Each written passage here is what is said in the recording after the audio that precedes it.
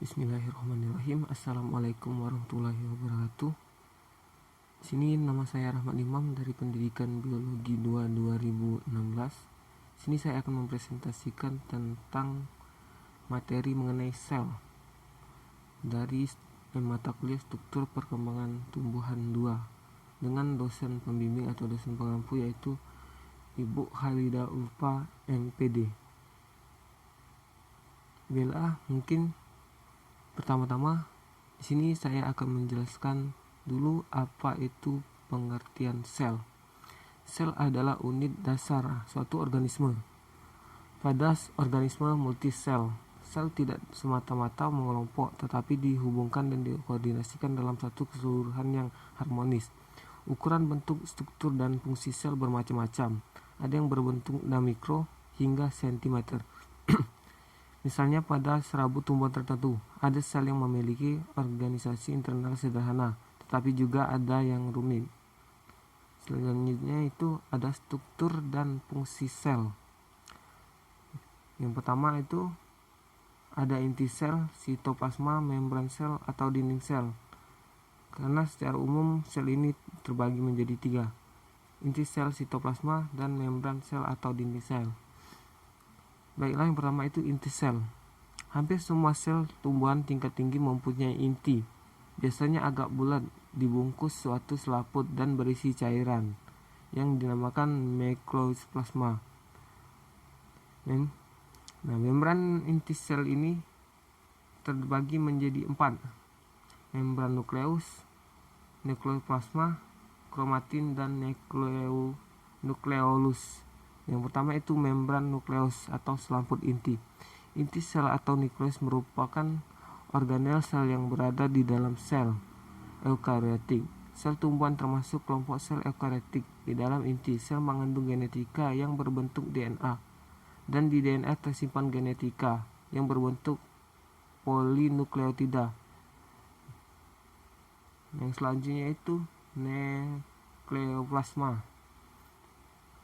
Nukleoplasma ini ialah cairan kental yang mengisi bagian pada nukleus. Cairan tersebut tersusun atas asam-asam nukleat DNA dan RNA atau protein.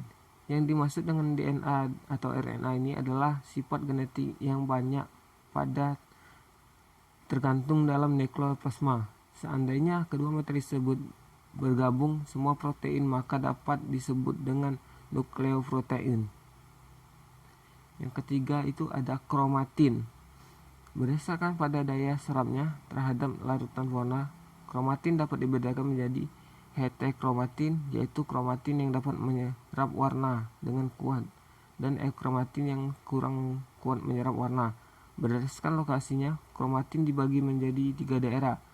Perinuklear kromatin, yaitu kromatin yang berada di sekeliling nukleus.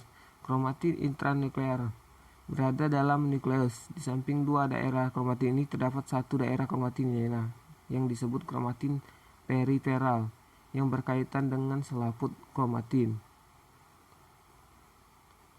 Selanjutnya ada nuleolus, yaitu struktur yang menonjol di dalam nukleus yang tidak dapat membelah, yang tidak sedang membelah, yang merupakan tempat komponen ribosom disintetis dan dirakit.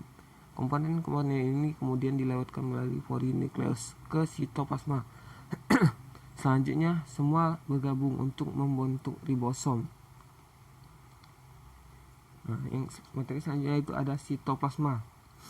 Sitoplasma ini merupakan bagian dari protoplas secara fisik. Sitoplasma merupakan senyawa yang lihat dan agak bening jika terkena sinar yang dapat dilihat. Secara kimia struktur sitoplasma sangat rumit dan komponen utamanya terdiri atas 80-90 air.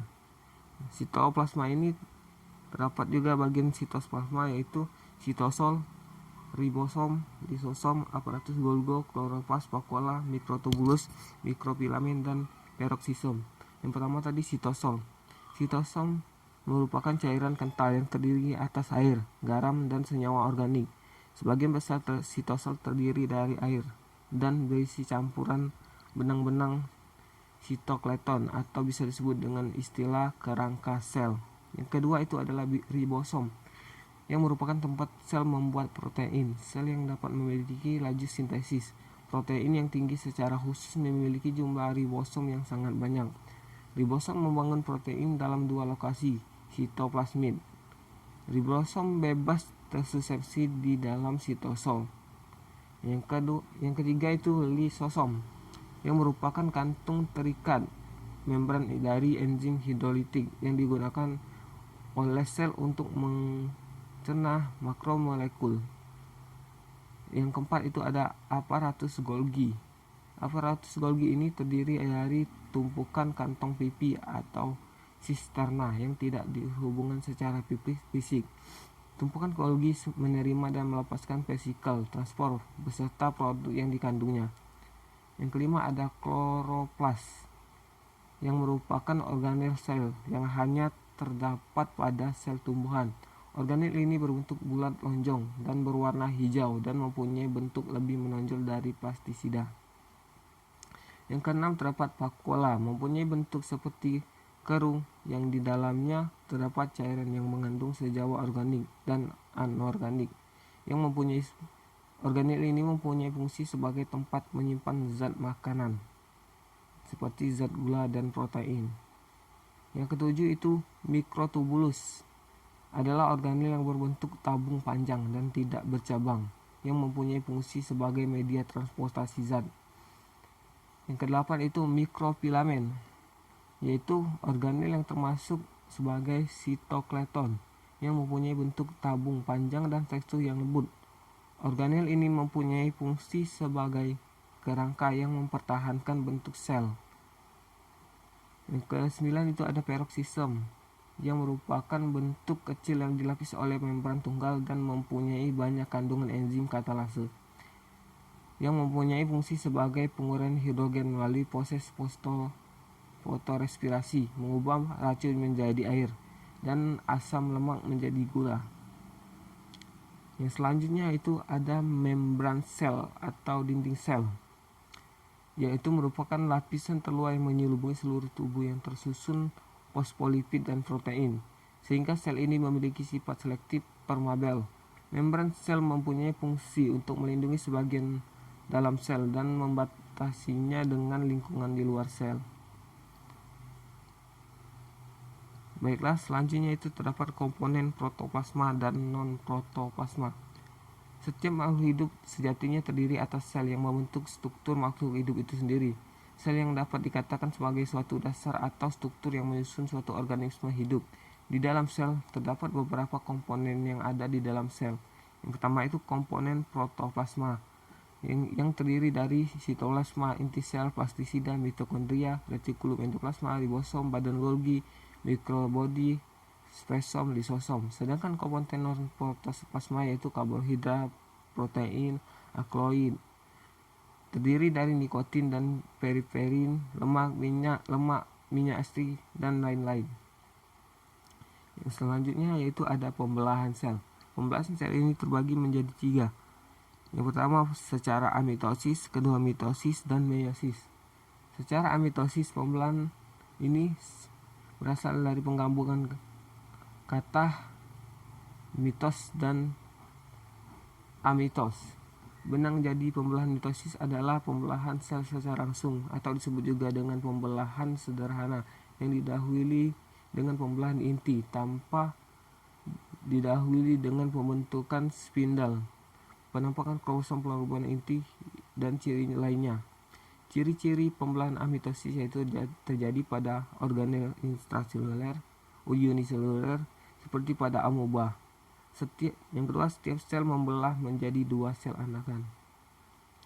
Selanjutnya terdapat pembelahan sel mitosis. Pembelahan sel mitosis ini termasuk dalam pembelahan sel tidak langsung, karena pembelahan inti didahului oleh pembentukan benang-benang kumparan sperma atau kromosom.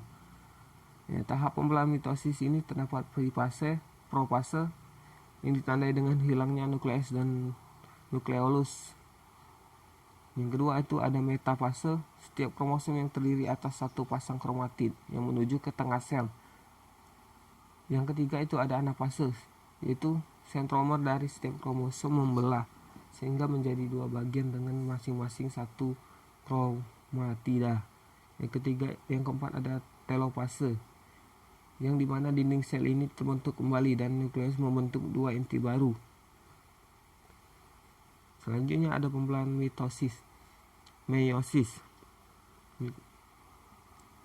Pembelahan mitosis. Dan yang ada pembelahan meiosis. Meiosis, pembelahan secara meiosis adalah pembelahan sel di mana setiap pembelahan kromosomnya yang berada pada kutub kembali menjadi benang kromatin. Dinding inti termasuk kembali dalam nukleus membentuk dua inti baru. Terjadi sitokinesis menjadi dua bagian dan terbentuk membran plasma memisahkan dinding ekuator dan membentuk dua sel anaeron yang memberi sel. Pembelahan meiosis ini terdapat meiosis 1 dan meiosis 2. Meiosis 1 terdapat profase, metafase 1, anafase 1, dan telofase 1. Sedangkan meiosis 2 terdapat profase 2, metafase 2, anafase 2, dan telofase 2. Seperti yang sudah saya jelaskan. Mungkin itu saja materi yang saya sampaikan. Sekian, wassalamualaikum warahmatullahi wabarakatuh.